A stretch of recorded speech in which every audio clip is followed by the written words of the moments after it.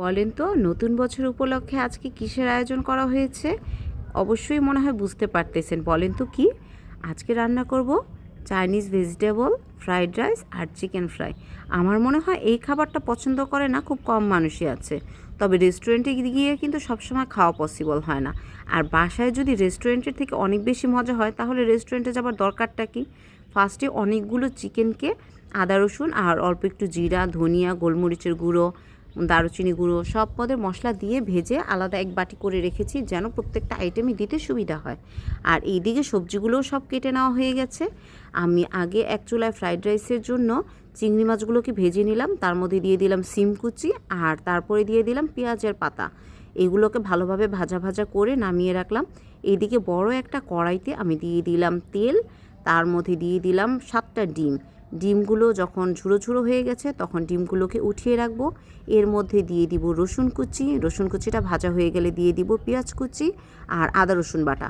ভালো করে ভাজা ভাজা করে তার মধ্যে আমি পোলাওর চাল, ডিম, তারপরে আপনার গাজর কুচি সব কিছু ভালোভাবে দিয়ে নেড়েচেড়ে নামিয়ে নিলেই হয়ে যাবে আমাদের মজাদার একটা ফ্রাইড রাইস।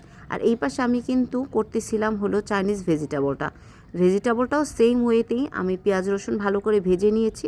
তার মধ্যে আদা রসুন বাটা, গোস্ত দিয়ে জিরার গুঁড়া, ধনিয়ার গুঁড়া সব পদের স্পাইস ভালো করে দিয়ে তার মধ্যে সবজিগুলো দিয়ে দিয়েছি আর অল্প একটু পানি দিয়েছি। যখন সবজিগুলো সিদ্ধ হয়ে গিয়েছে ওই মুহূর্তে আমি দিয়ে দিয়েছি বেশি করে গুঁড়া দুধ, চিনি আর টেস্টিং সল্ট দিয়েছি সামান্য। আর একদম হওয়ার আগ মুহূর্তে কর্নফ্লাওয়ার অল্প একটু পানি দিয়ে গুলিয়ে দিয়ে দিয়েছি। আর এই পাশে আমি করতেছি অলরেডি চিকেন ফ্রাইয়ের আয়োজন। চিকেন ফ্রাইয়ের মেরিনেটটা আমি গতকালকেই করে রেখেছিলাম। আব্বু গতকালকে যখন মুরগি এনেছে তখনই ভালোভাবে ধুয়ে এগুলোকে মেরিনেট করে নর্মাল ফ্রিজে রেখে দিয়েছিলাম একদিনের জন্য যেন ভালোভাবে মশলাটা ঢোকে।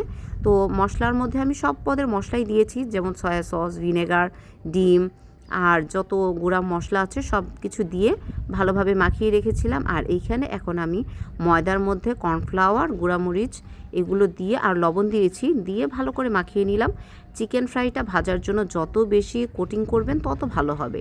তো এটা অনেক সময় নিয়ে করতে হয়, তো আমি 2-3বার করে এরকম পানিতে ভিজিয়ে ভিজিয়ে আবার ময়দার মিশ্রণে দিয়ে দিয়ে তারপরে চিকেন ফ্রাইগুলো কোট করেছি। দেখে হয়তো বা বুঝতে পারতেছেন মাশাল্লাহ কতটা ক্রিস্পি হয়েছে। আর এই দিকে এই যে আমাদের যাবতীয় সব রান্না শেষ। চিকেন ফ্রাই তো হতে অনেক সময় লাগে, যেহেতু ছোট একটা চুলায় দিয়েছি, ছোট একটা কড়াই, তার মধ্যে অনেকগুলো, তো এই জন্য হতে সময় লাগতেছিল। তো এত ক্লিপ তো আর নেওয়া সম্ভব না, তাই আমি অল্প অল্প করে ক্লিপ নিয়ে সব কিছুই শেয়ার করলাম আপনাদের সাথে। এই তো এখন রেডি খাবারের জন্য। ছোট একটা বাটিতে আমি নিয়ে নিলাম ফ্রাইড রাইস, একটু শো অফ করার জন্য যেটাকে বলেন। কিন্তু দুঃখের বিষয় হলো গিয়ে তাড়াহুড়া করার কারণে মাঝখান থেকে ফেটে গিয়েছে।